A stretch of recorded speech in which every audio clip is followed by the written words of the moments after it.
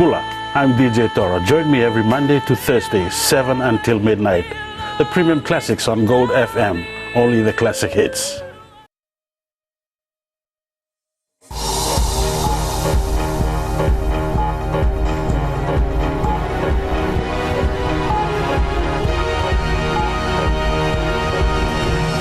Tonight's second batch of soldiers en route to Golan Heights. Lautoka Sugar Mill accident results in safety review. And joint identification cards out next week.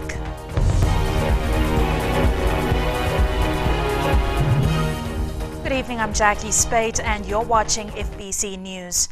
Fiji will not accept an Australian High Commissioner in the country until the Australian government stops trying to damage us, says Prime Minister Vurenge Bainimarama. In an interview with Auckland-based Radio Tarana, Bainimarama said relations between Australia and Fiji may be restored when we have an election next year. Great, but I can tell you that if I win the election, we can rebuild the relationship, but it won't be the same relationship. It won't be Fiji kowtowing to Canberra. We want a genuine partnership with genuine friends. Governments that treat us as equals and with respect. We might be small, but as everyone knows, our vote at the UN has the same weight as Australia's and anyone else who isn't one of the 5 permanent members of the Security Council. So I'm always hoping for a good relationship with Australia, but I think really that that will only come when there's a change in the mindset of Australia's politicians. When they realize that the days of treating us like inferiors are over. And I think the asylum seekers crisis is a good example of Canberra's overbearing attitude. Australia has announced career diplomat Margaret Toomey as its High Commissioner to Fiji, but she is still waiting for her posting to begin. The Prime Minister and Military Commander Vurenge Bainimarama last night farewelled the second batch of soldiers to leave for the Golan Heights. Addressing these 158 troops at the Queen Elizabeth Barracks, Bainimarama said their service is badly needed. He said the first batch that left earlier this month are now shouldering the workload of 500 personnel. This batch, headed by Commander Humphrey Tawake, left Nandi this morning and are expected to arrive tomorrow afternoon. Bainimarama also confirmed that a third contingent of 160 members will leave tomorrow night. A Lautoka sugar mill worker is in hospital after he suffered 60% burns in a mishap yesterday. The Fiji Sugar Corporation has now launched an investigation into the case. As Christopher Chand reports, the fault has now resulted in a 4-day closure at the mill. The FSC met with doctors at the Lautoka hospital this morning and have been told that further evaluation will be conducted for the next stage of treatment. One of our workers ended up with about 60% burns. I mean, it is very unfortunate, irrespective of the level of burns that he's received. Whenever somebody has an accident, it is unfortunate. Not only unfortunate, but it's sad.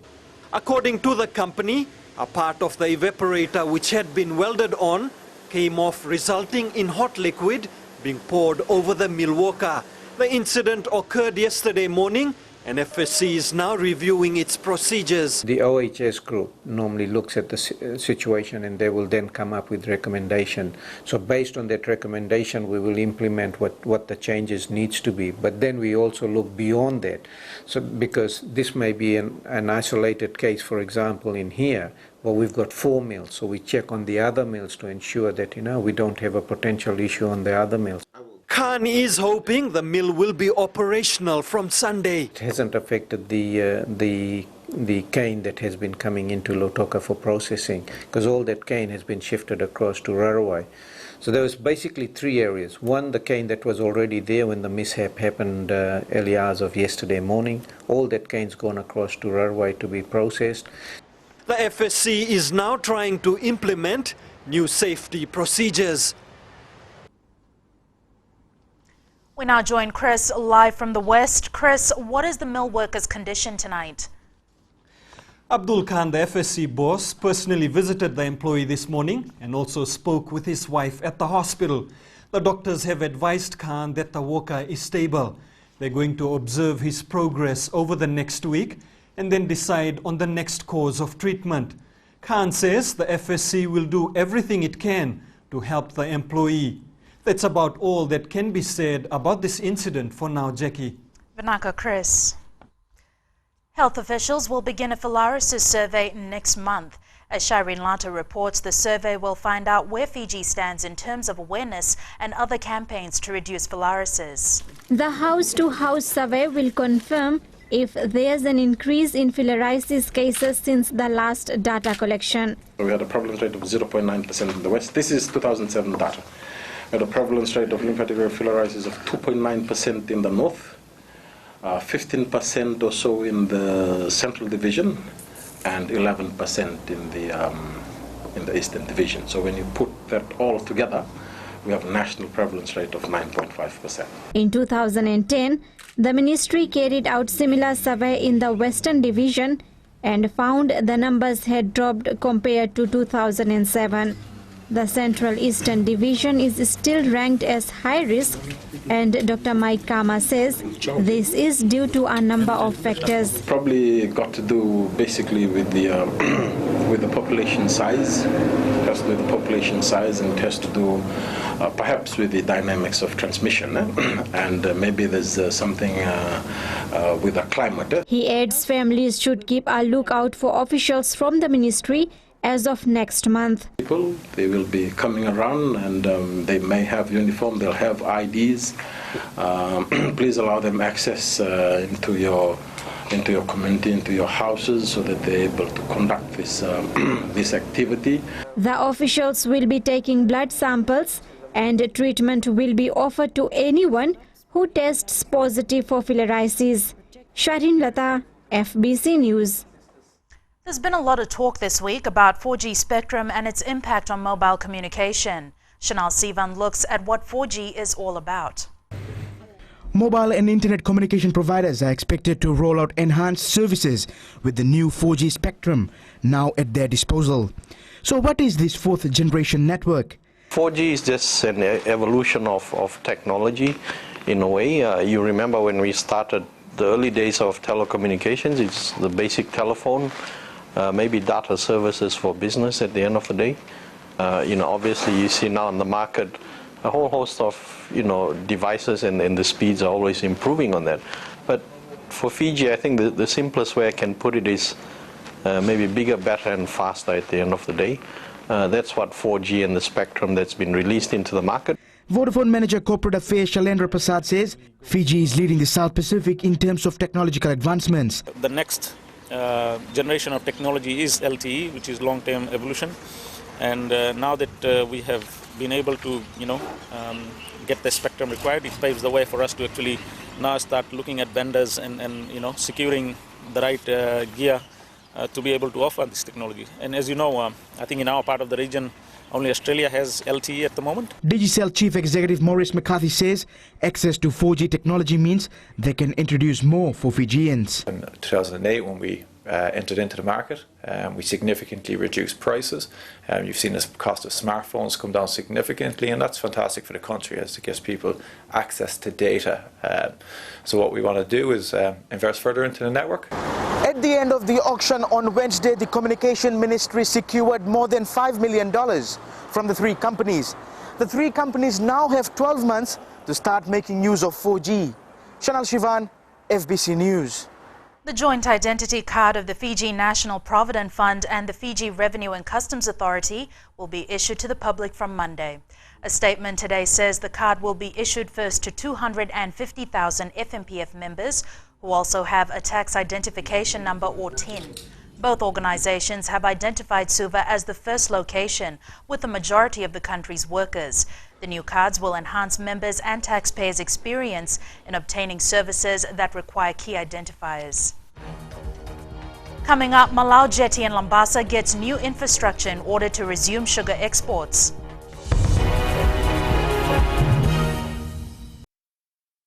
How would you like to spend your morning? You could spend your morning like this.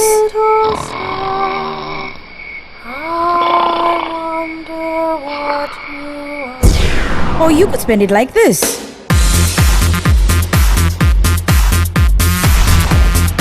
Tune in to the Morning Ride every weekday morning from 9 a.m. till 12 p.m. right here on Today FM, Today's Seat Music.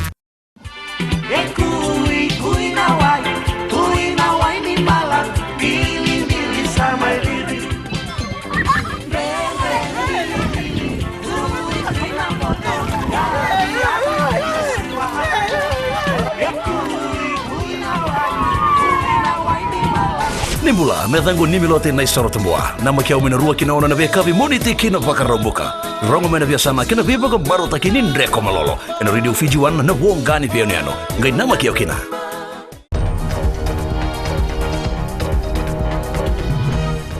Welcome back. You're watching FBC News. Malau Jetty in Lambasa should be back in operation in 2 weeks following the installation of new facilities by the Fiji Sugar Corporation.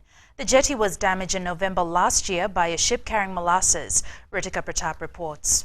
The Fiji Sugar Corporation has spent over $2 million so that ships can berth at the Malau Jetty. We've got about 7 days of curing time for the concrete. Once when that's done, we will have it ready for the next shipment. The next ship is supposed to arrive on the first week of August after it is loaded in Queensland.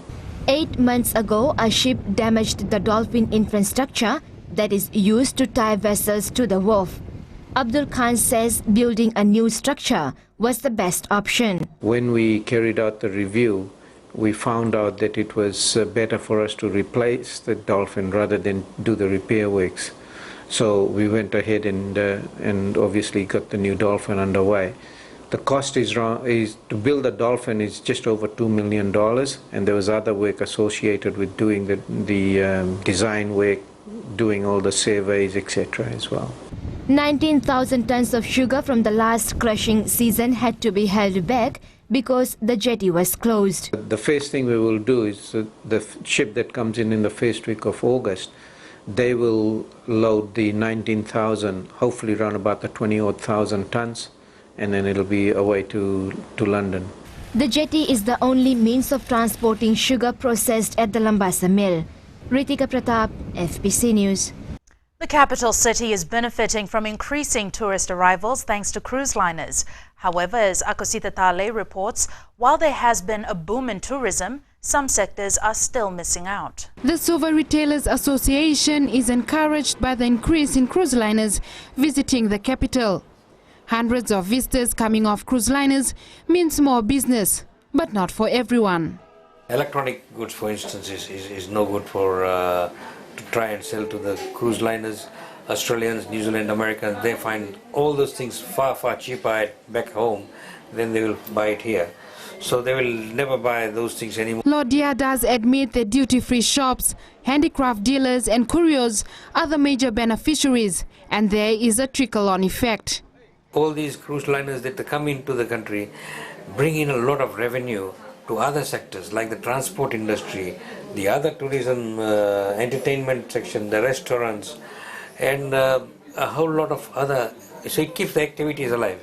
And also, if the money comes into one hand, it definitely is going to move around. The Suva City Council says businesses aren't the only ones to benefit. Each citizen plays an important role.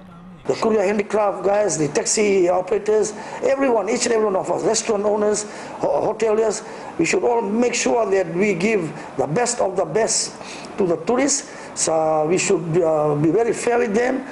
We must see that they are not being hassled, they are not overcharged by anyone doing business with them. 28 cruise liners have already called into Suva so far this year. Another 32 are expected by the end of the year. Akusita Tale, FBC News. More than 160,000 students took part in a national toothbrushing exercise today. Organizers are trying to get children to take better care of their teeth, and even President Ratu Epeli Nailatikau is on board. Leading by example, President Ratu Epeli Nailatikau joined students in 420 schools around Fiji brushing their teeth.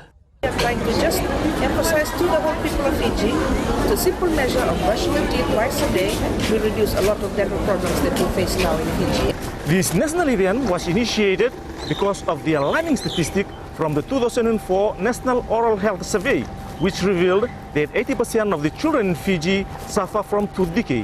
That has been part of the reason why we continued with this program, so that we can create awareness and also increase public awareness on the importance of toothbrushing. Students were even showed the proper method of brushing their teeth and keeping good dental hygiene.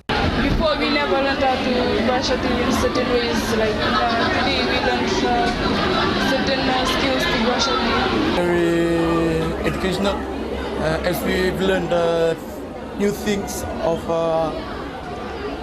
on the ways on how we have to brush our teeth. Like for me, it was very educational. This program has been running for 6 years now, thanks to Colgate-Palmolive, Fiji Dental Association and the Ministry of Health.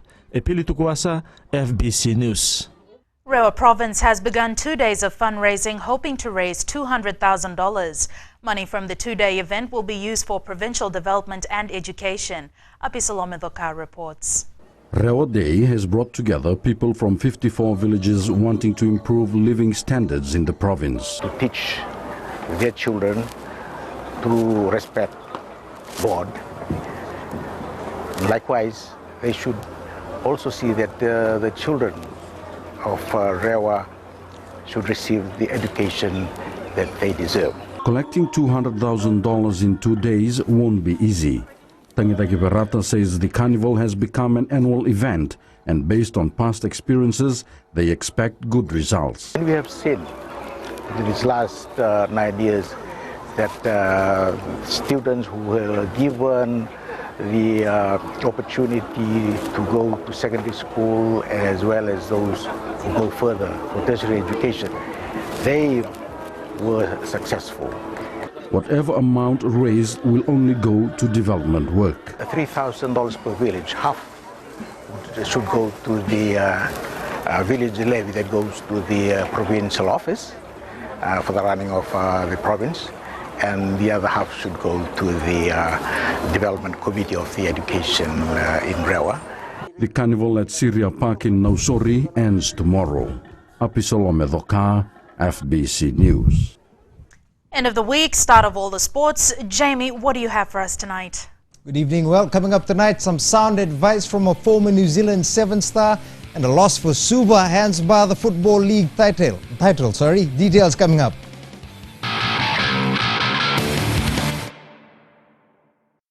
Isambol binaka, nadhango waji soni nalai, nama kio mani wasini ngono borota kina lali ne kabi, maina tolu kina bitu, ena moni tingina por rombuka, ena Mbula FM, na bandu ena serre. सूरज की पहली किरण के साथ दिन की शुरुआत कीजिए। सुबह का मंगल प्रभात आपको शुभ हो।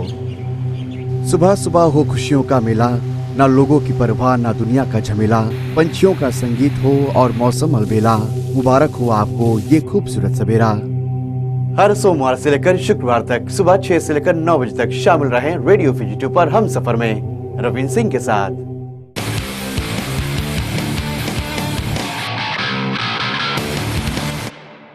Welcome back. With the Fiji Sports Awards to kickstart this hour, one person in particular who is looking forward to the event is none other than New Zealand Sevens legend Eric Rush.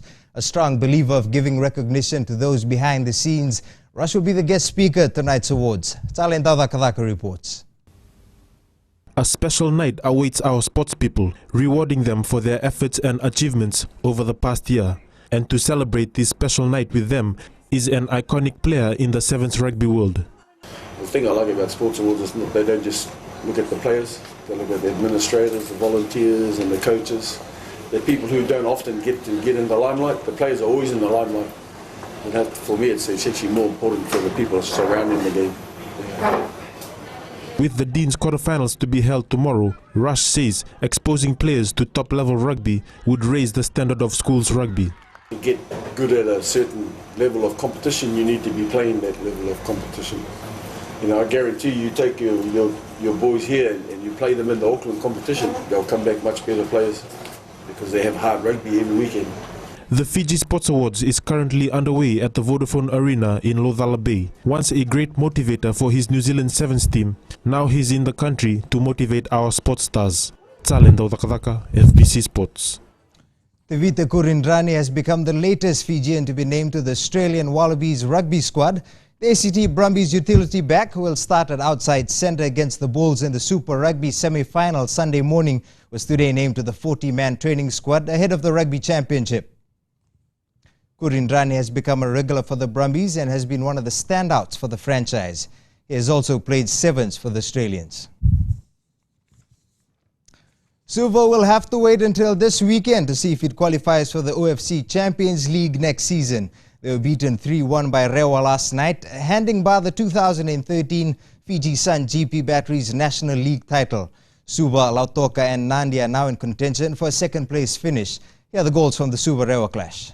Robert Tasso floats it to Verevo. Verevo now with a chance, and Verevo pulls one back.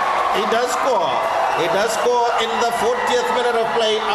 Turning away, and he comes with a cross. Hudson Wayaroy hustling away, then and comes the shot. A beautiful shot by Seba Verevo. And Verevo in the 32nd minute of play. New level, in comes the shot by Yasuba. They pulled one back in the 49th minute of play. Wave on height, the Rebel player Verity Dixon, but following through Nawatu, and it will count. It will count.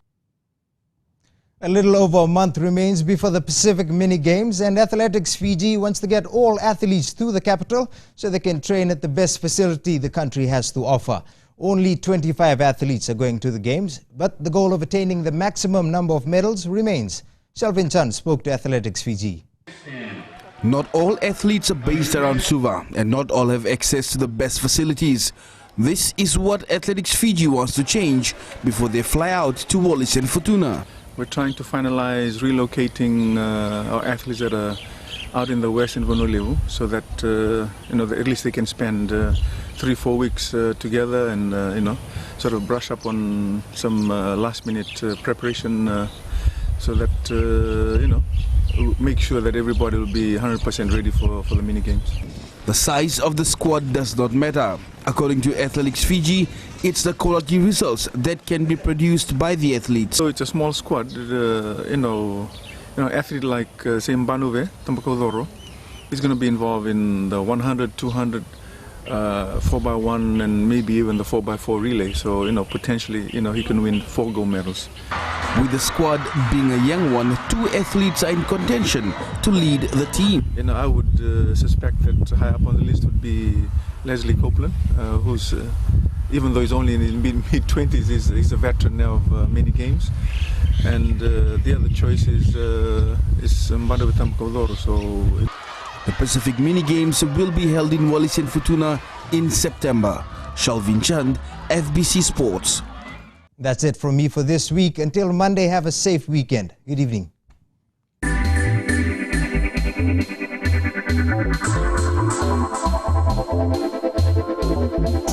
Pacific Sun will lease a new ATR aircraft from a Singapore company next April to increase its fleet. The subsidiary of Fiji Airways will sign a 12-year lease for a large ATR 72 aircraft, which can carry 68 passengers. This is a significant development considering the job redundancies that took place in 2010. Pacific Sun Chairman Nalin Patel says the time is right for Pacific Sun to expand its fleet following completion of the airline's restructure. The company currently operates 2 ATR 42s and 3 Twin Otter aircrafts. The arrival of the large ATR will allow the airline to increase both domestic and regional flights.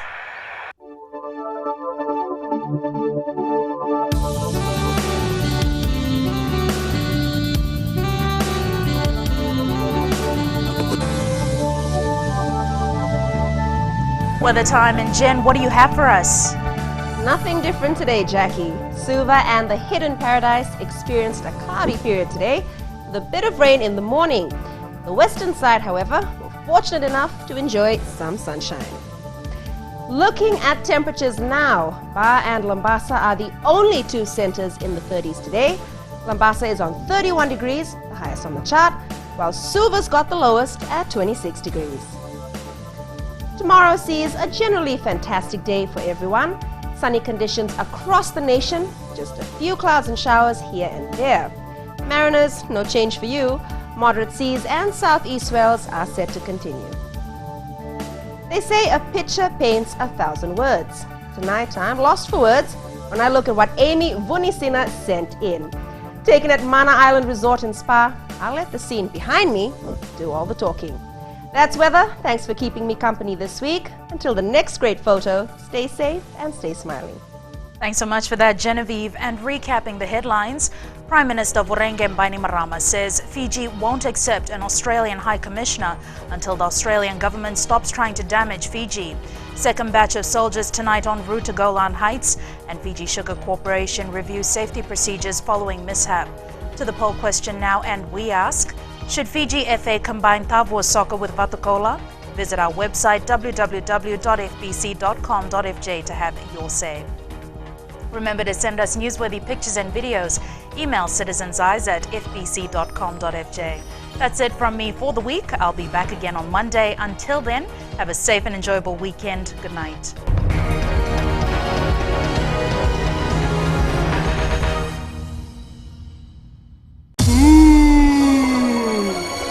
आपकी शादी होने वाली है। 5 बच्चे होंगे। 5